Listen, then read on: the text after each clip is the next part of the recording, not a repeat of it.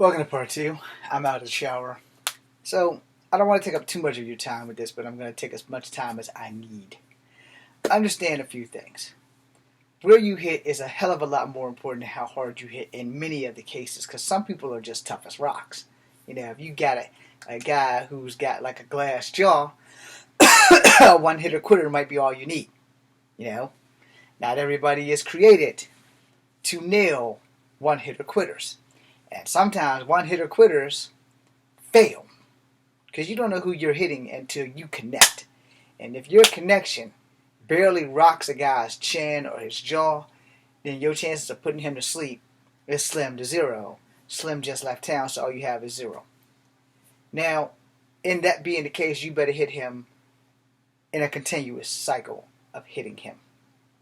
Now, a lot of people are headstrong and they're tougher in the head, and they can take head shots better than they can take body blows. But a lot of people also don't condition their entire body when they train.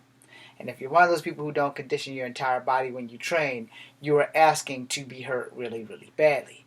So if you're going to train your arms, then you're going to train your legs, you're going to train your core. And you have to do that if you are going to get into any kind of fighting sport whatsoever. Everything needs to be on point. Everything. And if you got to take one to the jaw, they do have jaw exercises. I don't do them. I'm just naturally tough in the face. But that probably comes from all the times I've been hit in the face. So, hey, shit happens. To be honest, there's always going to be a conversation on what is better. Is it better to be stronger or is it better to be tougher? And that really depends on how you are raised. I was raised it's better to be tougher because if you can endure, if you have better cardio, if you are tough enough to take a beating, then you should be able to give one. And that's how I was raised. Am I right? Only for me. Let's keep it real. It's only for me that philosophy works. Would I make that your philosophy? No. Because I don't know you like talking about it. Only you know how much you can take. If you've never been hit before, you're going to learn very, very quickly how much you can take. And getting hit that very first time is scary. But most of these martial artists that we all follow and check out, they never ever say that.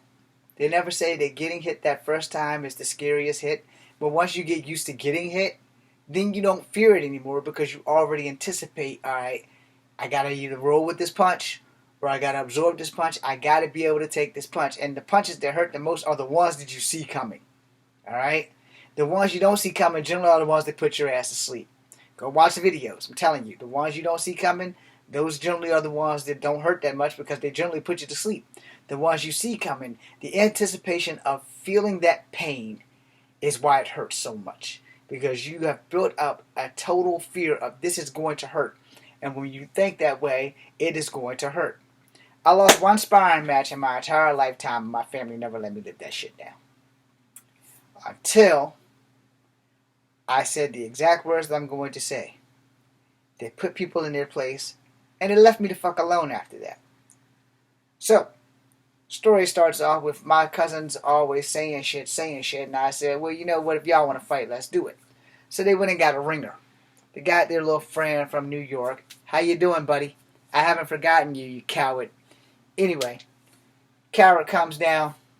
We do a sparring match. We got 3 rules. And basically the rules is only one rule.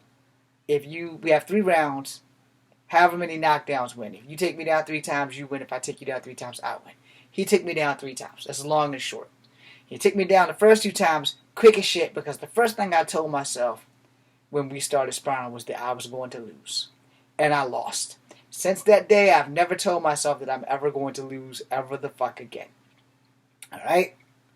So, when I took him down 2 times after he took me down, the 3rd time, I was ready to go again. He called it quits. He also was a cigarette smoker. I've told you guys this story before, so we're not going to go digging deep into that. But then when my cousin Jimmy passed, he talked a lot of shit at the church. Had me waiting outside for 5 hours for an ass whooping that he promised to bring to me, and he never did. Which is why when I addressed him, I called him a coward. Alright? You don't challenge someone to a fight, a real fight this time, and then don't show up. I've never run from a fight. Period. Whether I got my ass kicked or not, I never ran from a fight. Because I'm a strong believer in you may not have a place to run to. So if you're going to start a fight, be ready. That's all to that. Now, The thing on that whole situation was he was bigger than me by height, maybe like a hair. He's like 5'4", I'm 5'3.5", and he was bigger than me by build.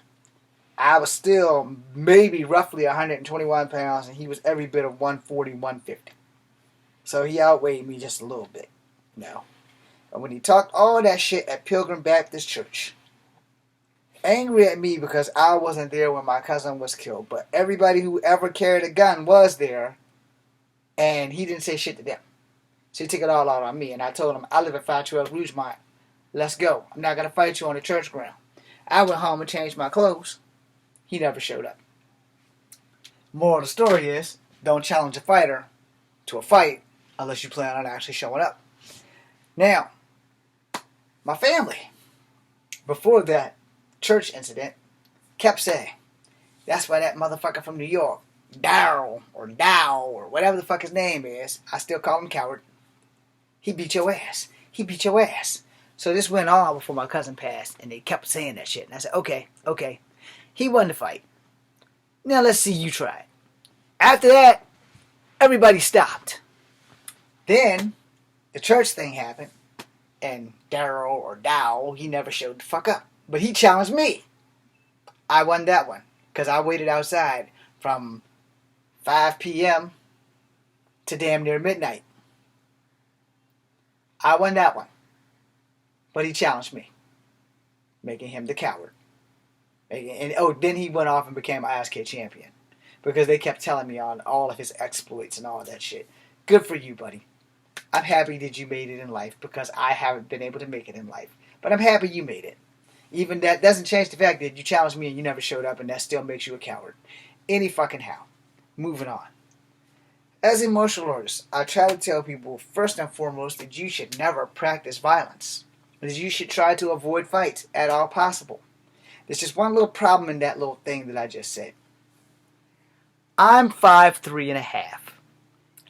Everybody thinks they can beat my ass because I'm small.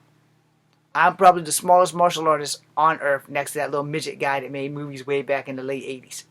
But he also was an actor. I don't know if he was really a martial artist. I am actually a martial artist first. I was a street fighter before that, and I am an actor. Am I a paid working actor? Fuck no. But I am on YouTube, so there's that. But the problem being made is that if you are going to follow someone who does martial arts, they should be well-rounded. You know, like I said, follow Rob from McDojo. Follow Fight Perfect. Follow, follow Master Ken. So follow Master Ken. Follow,